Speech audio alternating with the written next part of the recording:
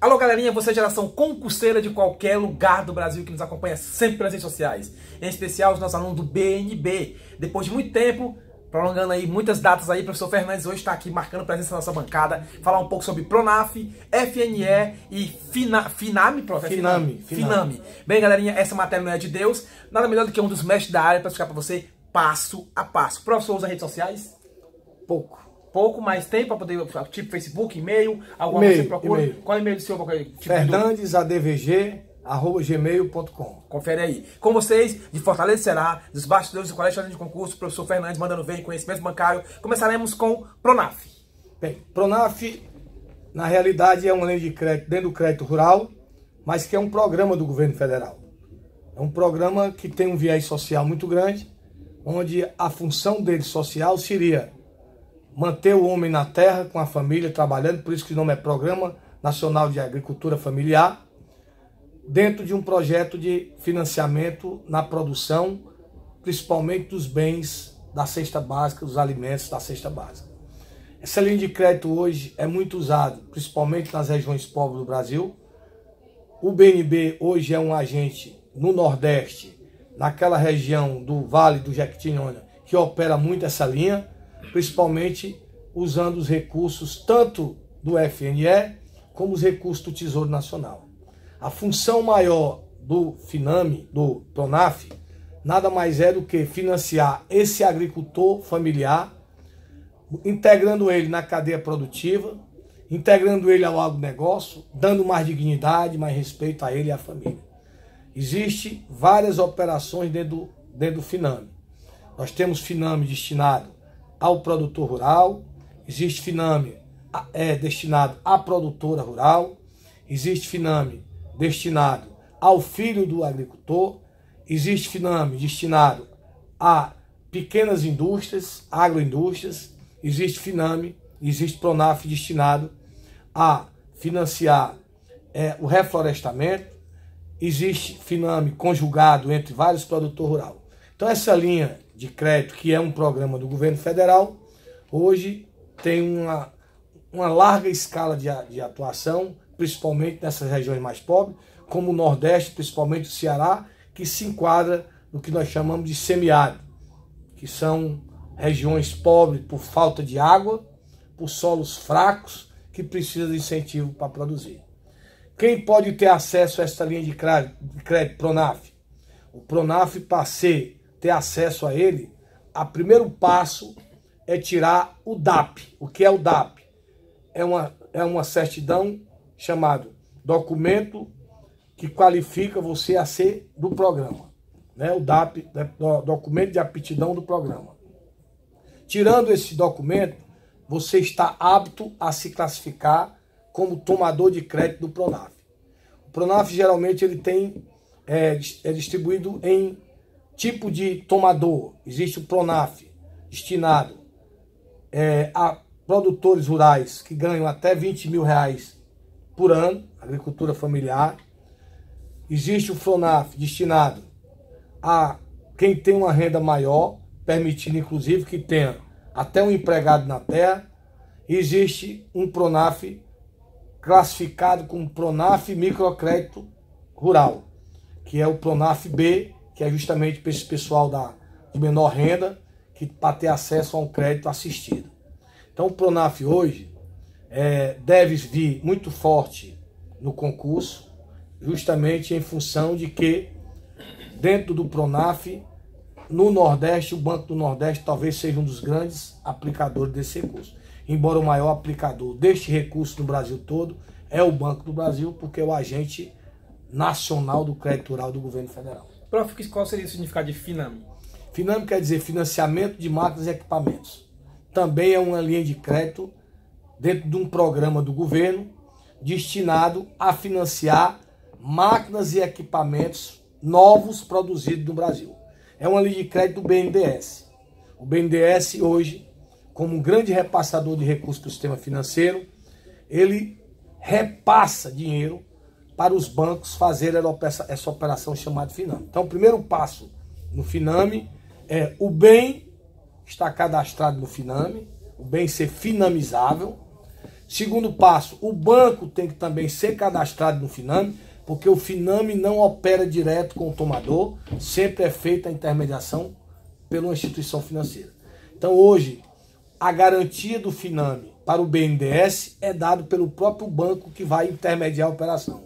E para o banco que vai intermediar a operação, a garantia é o próprio bem financiado.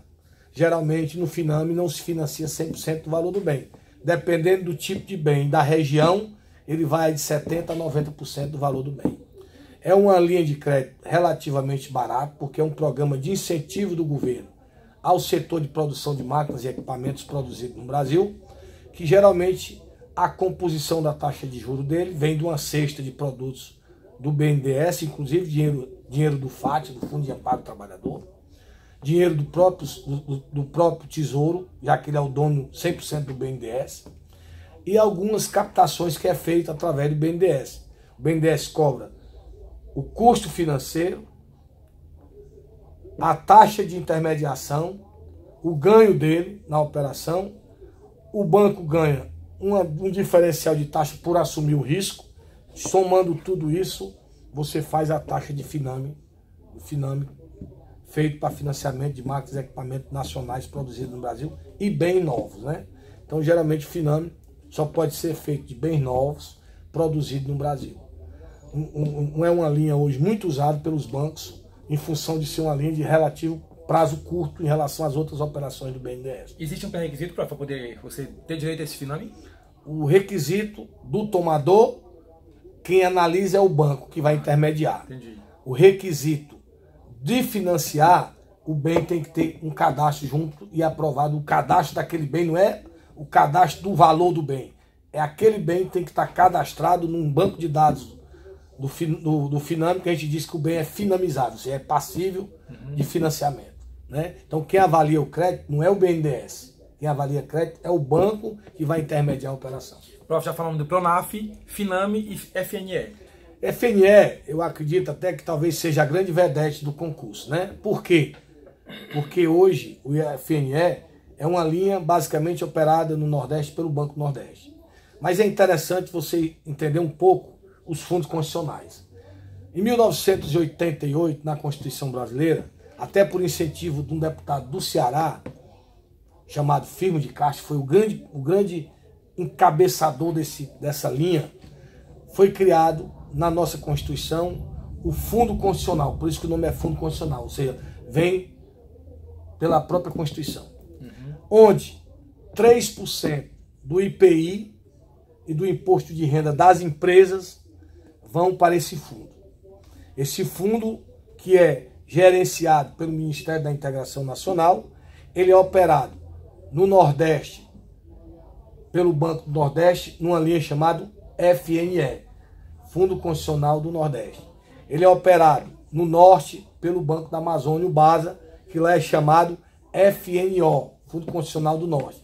E no Centro-Oeste, ele é chamado FCO, Fundo Constitucional do Centro-Oeste, que é operado pelo Banco do Brasil.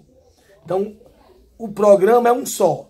O nosso fundo aqui do Nordeste é o que tem o maior patrimônio, porque nós somos a região mais pobre do Brasil. Então foi destinado mais recursos para ele. O que é que financia o Fundo Constitucional? Financia o setor produtivo privado brasileiro. Ou seja, implantação de empresa, relocação de empresa, modernização de empresa, seja do setor do comércio, do setor da indústria, na prestação de serviços, na mineração, na agricultura, na pecuária, ou seja, várias linhas de créditos são financiadas pelo programa chamado FNE. Hoje é a linha de crédito mais barata do sistema financeiro brasileiro. Por quê? Porque não precisa ter equalização de taxa de juros, porque o recurso vem da própria empresa para voltar para a própria empresa, já que é oriundo dos impostos das empresas. Então o banco não capta esse recurso. Ele vem pela Constituição. Não tem custo de captação como se tem um custo normal para se captar e emprestar. Então é uma linha de crédito muito barata, embora hoje até se permite fazer só capital de giro. Até pouco tempo atrás, geralmente ele só fazia financiamento através de um projeto de financiamento, seja de implantação, de remodelação, de aumento de produção, seja nas empresas. Hoje permite até fazer, inclusive, né, só o capital de giro para a empresa. Hoje, inclusive, o BNB usa recurso do FNE para o crédito amigo, microcrédito amigo, que é um crédito hoje para microempreendedor. Usa, inclusive, dentro do crédito rural, nesses programas e nessas operações do crédito rural. Então é hoje, talvez, um dos grandes produtos para o desenvolvimento do Nordeste, que é essa linha de crédito chamada Fundo Constitucional do Nordeste. Prof, então no caso assim, o FNE, no caso, ele tem um propósito, no caso, e também tem um requisito. No caso, esse FNE, ele é destinado, no caso, para uma região X? Só o FNE só pode ser operado na região Nordeste. Inclui-se na região Nordeste o que nós chamamos de Vale do Jequitinhonha e Vale do Muriqui, que fica ali naquela região da encosta de Minas com o Nordeste, que também é uma região muito pobre, com semiárido, com muita dificuldade. E também uma região que fica na encosta do Nordeste do Espírito Santo. Então só contempla o FNE o Nordeste com essas exceções. Qual é o propósito dele, professor?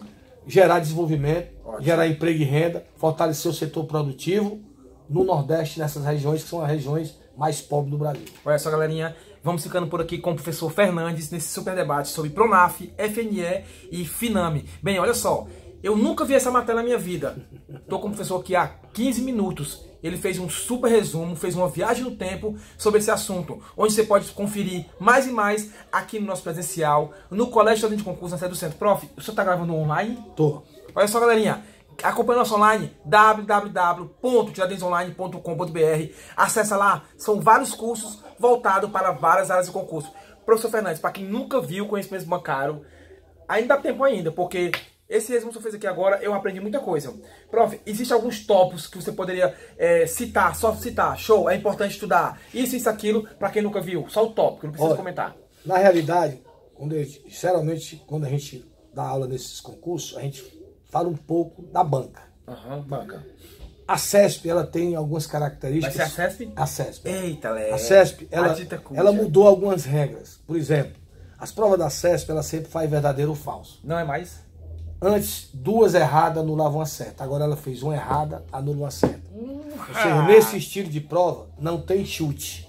Vai consciente, não marca. É não melhor tem não marcar. Chute. Se não souber, é melhor não marcar. Qual é o lado bom disso? Ele exclui aquele aluno que não estuda. Verdade. Qual é o lado positivo? Quem está estudando tem chance. Eu faço algumas críticas à CESP, por exemplo. A CESP, ela tem uma mania péssima de fazer mudanças numa palavra dentro da questão. Se a pessoa não estiver muito atento, ela muda todo o sentido da questão. Hoje, por exemplo, eu estava ali na sala de aula e um aluno me trouxe uma questão sobre câmbio, dizendo assim: professor, eu já quebrei a cabeça nessa questão e não entendi. O senhor me falou, quando o senhor estudou a estrutura do sistema financeiro, o senhor me falou que o Conselho Monetário faz a política do câmbio, o Banco Central executa a política do câmbio, inclusive ele é um monopolista do câmbio no Brasil, por determinação do próprio Conselho, e ele atua controlando o mercado de câmbio. E a questão dizia mais ou menos assim: o Banco Central atua no mercado de câmbio, comprando e vendendo dólar. Com isso, ele estabelece a taxa de câmbio. Aí o aluno não sabia a resposta. Ou seja, o câmbio no Brasil é livre. A taxa de câmbio é livre. Quem regula a taxa é o mercado. Mas quando ele atua comprando ou vendendo dólar, ele procura dar uma equalizada na taxa de câmbio. Mas ele não fixa. Ou seja, você vê só uma palavra, fixar ou não, faz a questão estar errada. Hoje, por exemplo, outra questão que foi polemizada numa sala de aula hoje. Ótimo. CDI. O CDCI. CDC é uma linha de crédito destinado a financiamento de bens de consumo durável e serviços, chamado crédito direto ao consumidor, que é muito operado no mercado pelas financeiras, podendo também ser operado pelas caixas econômicas e pelos bancos múltiplos que tem a carteira de aceite, que é a carteira de financeiro. O CDC, a garantia no CDC é o próprio bem financiado. Mas existe um CDC onde o lojista que está vendendo o bem assume a responsabilidade perante o agente financeiro. Esse CDC chama CDCI, que é CDC com interveniência, ou seja, com a garantia do lojista.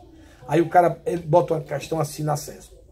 Uma pequena empresa socorre-se de um banco para fazer CDC, para vender seus produtos no banco. Onde ele vai ser interveniente junto ao banco tal. Verdadeiro ou falso? Quando ele bota interveniente, ele dá a entender que seria o banco interveniente.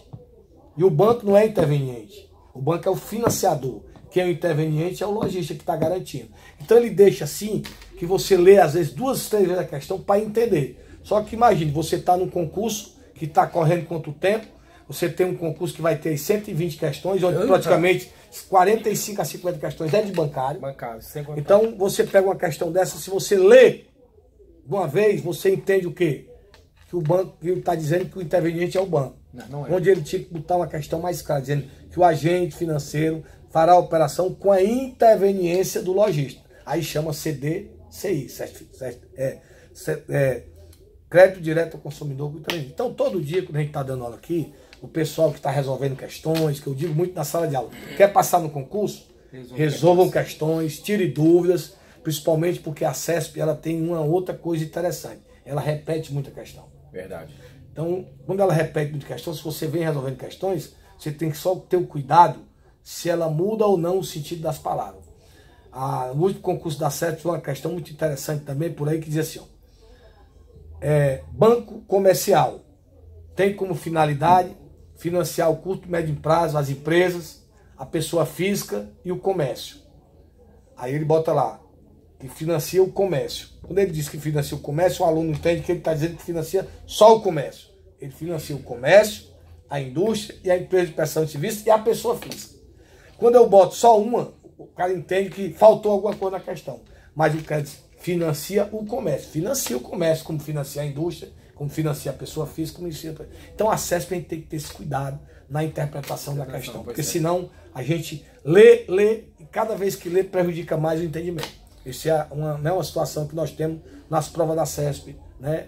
Durante aí, desde 2003 que eu dou aula nessa área de concurso, e a gente tem visto muitas questões da CESP, e muitas vezes as pessoas erram questões bestas, porque na interpretação foi por um lado e ela foi pelo outro. Profezinho, algum projeto de material? Tipo, porque você sabe que o aluno procura muito material de questões. Você tem algum projeto posteriormente para poder vender material didático de questões? Olha, eu tenho uma pessoa que me ajuda muito, né, que eu estou preparando para ser o meu sucessor, que eu já estou aí. Monitor futuramente. Não, hoje já inclusive me ajuda, dando aula, atualizando meu material.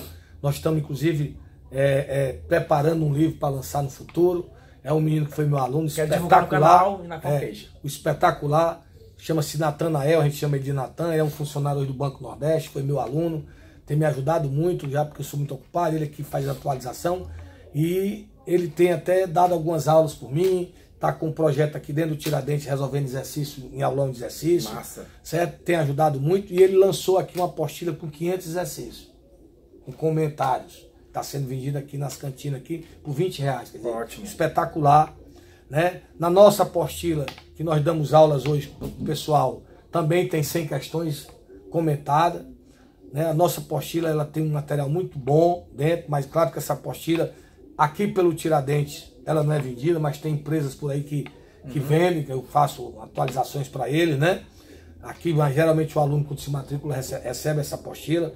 Eu estou sempre atualizando, estou sempre tentando atualizar, porque bancário, na parte da estrutura geral, não muda muito, mas na parte de produto e serviço está sempre tendo alguma atualização.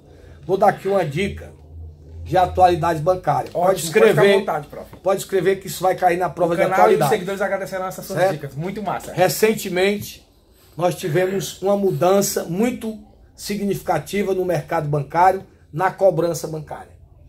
Antigamente, quando você tinha um título em cobrança bancária, o cliente só podia pagar aquele título em qualquer banco até a data do vencimento.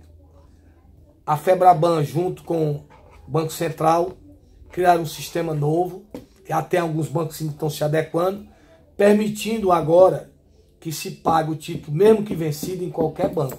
Isso é uma coisa inovadora no nosso sistema financeiro. Muito bom. Porque antigamente você só podia pagar em qualquer banco até a data do vencimento. Após a data do vencimento, você só pagaria no banco que é o emissor do título, ou seja, o cobrador do título. Agora permite. Ainda temos alguns problemas, tem alguns bancos que ainda não estão recebendo, que está em processo de organização do sistema. Então eu sempre tenho dito na sala. Isso cheira a uma questão de atualidade, que é uma coisa muito nova, que recentemente passou por essa mudança. Então hoje você pode pagar né, dependendo de um valor, em qualquer agência bancária, mesmo que o título já tenha vencido. Olha só, galerinha, uma super viagem em conhecimento bancário com o professor Fernandes aí, diretamente dos bastidores do nosso colégio de concurso aqui na sede do centro. Você, geração concurseira, que vai fazer a prova do BNB, olha só, fica antenado conosco, entra na fanpage do colégio, entra no nosso Tiradentes Online, acessem www.tiradentesonline.com.br ou então vem para o nosso presencial aqui, você vai poder se preparar com o melhor da área, professor Fernandes. Geração concurseira, professor Fernandes. Alô, galerinha, colégio Tiradentes de concurso, antenados 24 horas. Vem Tiradentes, grandes conquistas começam aqui. Profzinho, obrigado por essa participação e quero que o senhor venha mais vezes para a bancada do Alô, galerinha e colégio Tiradentes de concurso mandar ver. Dos seguidores que estão pedindo faz tempo. Obrigadão. Valeu. Tchau, tchau. Parabéns aí pelo trabalho e espero, né, sempre chegar em banco como eu chego. Fui seu aluno. Yes. Esse é o nosso sucesso, né? Prof, é curiosidade minha ou não sei se foi demais, mas eu vejo que também no conhecimento bancário puxa muito previdenciário. Não. Embora nós temos hoje dentro do sistema financeiro 2 produtos que estão muito próximos do previdenciário, que é a previdência privada. Pois é. Nós temos hoje no Brasil um problema sério para quem se aposenta. É o teto. Então, se você é servidor público hoje, agora a Dilma regulamentou isso em 2012, você vai ter um teto máximo de aposentadoria.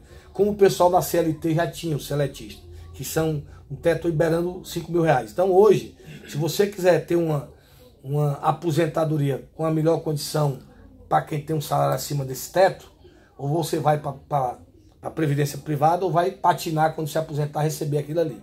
Então, hoje nós temos 2 tipos de previdência. A previdência complementar ou fechada, que ela é vinculada a uma empresa, a um grupo de empresa, ou a um governo hoje que foi regulamentado.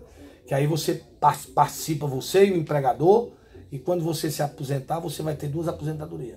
Uma pela Previdência Social, ou pelo Estatuto do Servidor Público, e vai ter um complemento pago por esse fundo de pensão, uma carga de previdência. Hoje ela é chamada complementar, que ela tem esse vínculo com o teu salário da vida ativa. E existe aquela, para quem não tem vínculo empregatício nenhum, que chama Previdência Privada Aberta, que a gente chama de plano de aposentadoria, que você pode ir lá e depositar, e no final de um certo tempo de contribuição, você pode gerar uma aposentadoria com o saldo que tem lá. Interessante. Então hoje o que tem mais perto da Previdência seria esses 2 produtos, como uma forma de complementar a aposentadoria das pessoas que estão aí no setor público. Bem, galerinha, é só HD aqui de 2 telas na cabeça do homem. Mais uma vez, tchau, galerinha. Abraço para todos vocês. Obrigadão, prof. Valeu.